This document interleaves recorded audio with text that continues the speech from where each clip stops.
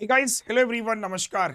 बच्चों, एक नोटिफिकेशन जारी क्या हुआ? बेसिकली एम्प्लॉयमेंट न्यूज़पेपर में कटिंग आई ना, और वहां पर उस कटिंग को सर्कुलेट किया गया पूरे सोशल मीडिया पर, सब जगह सोशल मीडिया पर शेयर किया गया कि ईपीएफओ, पहले तो ईपीएफओ होता क्या है कि एम्प्लॉय प्रोविडेंट फंड ऑर्गेनाइजेशन, जो कि ministry of labour and employment के अंडर में आता है। तो इसने एक विज्ञप्ति जारी करी, एक नोटिफिकेशन जारी किया। तकरीबन 26-2700 वैकेंसी है इसमें। एसएसए का मतलब होता है, इसमें मैं आगे बताऊंगा कि पूरा का पूरा social security assistant. Social security assistant में असिस्टेंट और साथ ही साथ में स्टेनो की कुछ वैकेंसी आई। बिल्कुल सही है, सब कुछ सही जा रहा है। कंफ्यूजन ये हुआ कि ये बैंक बेस्ड एग्जाम है, एसएससी बेस्ड एग्जाम है। तो इसी को दूर करने के लिए मैं ये वीडियो बना रहा हूँ। मैं ये नहीं बताऊंगा कि गुड न्यूज़ है या अच्छी न्यूज़ है, खराब न्यूज़ है, वो आप अपने अकॉर्डिंग तय करो, क्योंकि कोई भी न्यूज़ आपके अकॉर्डिंग अच्छी और खराब होती है, मेरे अकॉर्डिंग नहीं। तो चलिए मुद्दे पे रहेंगे, भटकेंगे नहीं। मैंने क्या काम किया है कि 2019 में आया था ये नोटिफिकेशन। 2019 का बेस लेके ही मैं इस नोटिफिकेशन को आगे बढ़ूंगा। हालांकि हमारे पास इसकी फाइनल कंफर्मेशन नोटिफिकेशन 27 तक आ जाएगा according to the newspaper. But फिर भी हम 2019 के हिसाब से समझ लेते हैं कि कितना हद तक ये बैंक है और कितना हद तक ये एसएससी है।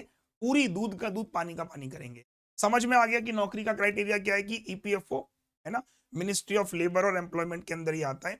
अब ये 2019 का है, तो मैं 2019 का नहीं, मैं 2023 के बारे में बात करता हूँ। तो 23 का ये देखिए, कुछ डेट्स मैंने निकाली है, मोटा मोटा आप लिख लीजिएगा पेन पेपर पे, कि 2019 के नोटिफिकेशन को अगर मैं कंसीडर करूं, तो इसकी जो क्वालिफिकेशन मांगी गई है वो ग्रेजुएशन मांगी गई है। टाइपिंग टेस्ट मैंने क्यों लिखा है इसको बाद में समझाऊंगा, ठीक है। अभी आप ये रखो कि अगर आपने ग्रेजुएशन कर लिया, कंप्लीट हो गया आपका ग्रेजुएशन, तो आप इस फॉर्म के लिए एलिजिबल हो गए अकॉर्डिंग टू दिस नोटिफिकेशन, ठीक है भाई। क्वालिफिकेशन आपकी भरपूर हो गई यहां पे अगर ग्रेजुएशन कंप्लीट है। अब उम्र कितनी मांगी गई है? जो इसमें एज मांगी जाती है वो 18 से 27 साल, इस नोटिफिकेशन के अकॉर्डिंग बात कर, मोस्टली सेम ही रहेगा, बट फिर भी कुछ हुआ तो वो देख लेंगे। अभी मान के चलते हैं कि 18 से 27 साल। 27 साल इसमें लिखा गया था कि जब आपका फॉर्म क्लोज होगा। नोटिफिकेशन लास्ट टाइम आया था कब, एक नजर डालते हैं। 27 जून को आया था नोटिफिकेशन। तो इस बार भी शायद 2 महीने पहले आ रहा है। तो आप देखेंगे कि 18 से 27 साल इसकी उम्र है। और अगर आप इसको फुलफिल कर पा रहे तो आपकी एज लिमिट ठीक है। सैलरी इसमें 25,000 समथिंग कुछ इसमें बेसिक है, वो बढ़ गया है अब। और बढ़ने के बाद जो मैंने पूछा एक दो बंदों से, तो उन्होंने बताया कि इसकी जो सैलरी है वो 40 तक पहुंच जाती है। तो सैलरी मेन मुद्दा था। एज, क्वालिफिकेशन, अगर ये तीनों चीजें क्लियर हैं, तो इसके एग्जाम पैटर्न पर चलते हैं। जो सबसे बड़ा क्या है, डिस्कशन है, इसका एग्जाम पैटर्न क्या होता है। तो मैं सीधे इस नोटिफिकेशन को ड्रैग करके लेके चलता हूँ सीधे के सीधे एग्जाम पैटर्न पर। एग्जाम पैटर्न क्या रहने वाला, ये देखिए, ये आए हम सर एग्जाम पैटर्न। बच्चों, इसका एग्जाम 3 फेज में होगा, ध्यान से सुनिएगा। इसका जो एग्जाम होगा बेसिकली वो 3 फेज में होगा। फेज 1, फेज 2 और एक तीसरा फेज होगा, फेज 3। तो बेसिकली इसका जो एग्जाम होगा वो 3 हिस्सों में होगा, 3 भाग में आप कह सकते हो। जो पहला फेज है वो ये है, आप देख सकते हैं नोटिफिकेशन में जो पहला फेज है, ये देखिए। पहले फेज में इंग्लिश, रीजनिंग और मैथ्स। शायद आपको दिख नहीं रहा होगा, थोड़ा जूम और कर देता हूं मैं, ये देखिए। तो पहले फेज में अगर आप ध्यान से देखेंगे कि, तो पहला फेज मुझे सारा का सारा दिखाई दे रहा है बैंकिंग के ऊपर। कि पहले फेज को अगर आप ध्यान से देखें कि इसका जो प्री एग्जाम का जो पैटर्न है बच्चों, 30 क्वेश्चन इंग्लिश के, 35 रीजनिंग के, 35 मैथ्स के, 100 के 100 क्वेश्चन, 1 घंटे 20-20 मिनट का टाइम, बाईलैंग्वेज इंग्लिश। तो यानी कि फेज 1 टोटली बैंकिंग के ऊपर है। ये बात क्लियर हो गई, बहुत बढ़िया। Phase 1 is qualifying in nature, marks will not be record for the final merit.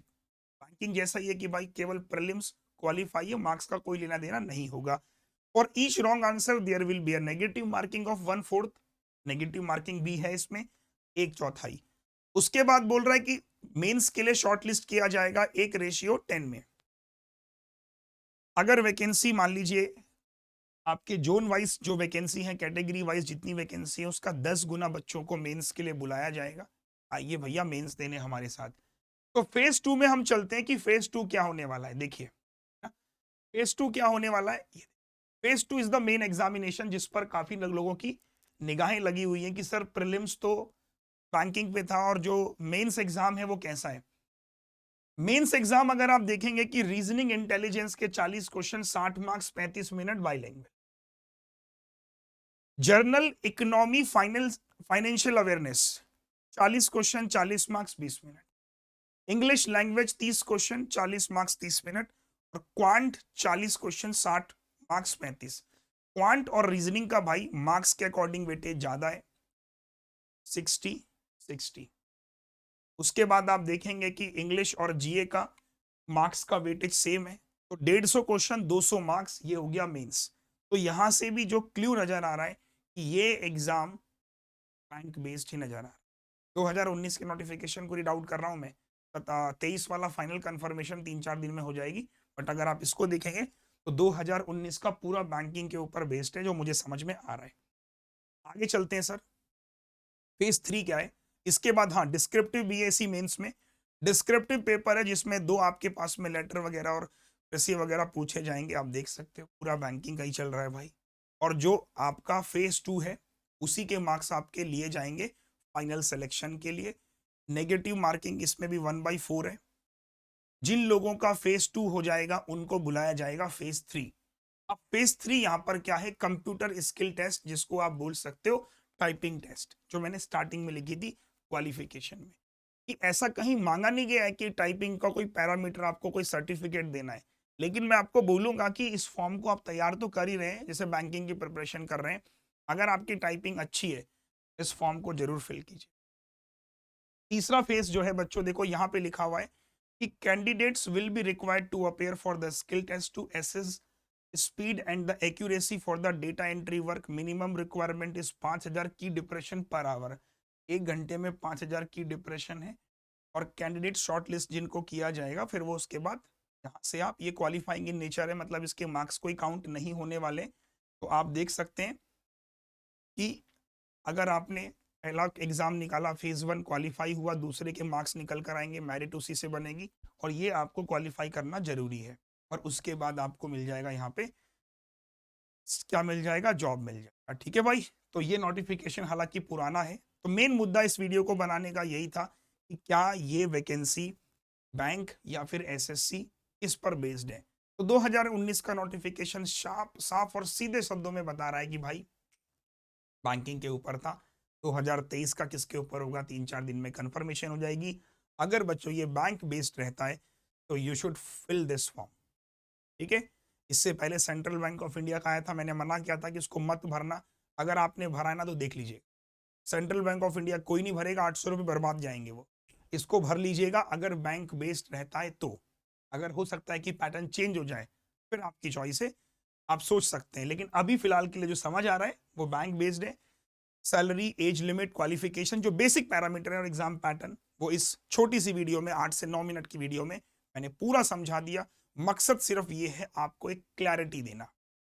तो नोटिफिकेशन आया, चिल्लाने से कोई मतलब नहीं, उसमें क्या क्या इंपॉर्टेंट चीजें हैं, बाकी जब फाइनल आएगा तो एक डिटेल वीडियो बनाएंगे कि हाउ टू प्रिपेयर और इसकी एग्जाम डेट्स क्या रहेंगी। अभी के लिए बस जानकारी ये है, ये बैंक आधारित है, बैंक बेस्ड है। अगर आता है फिल कीजिएगा। All the best, thank you, जय हिंद।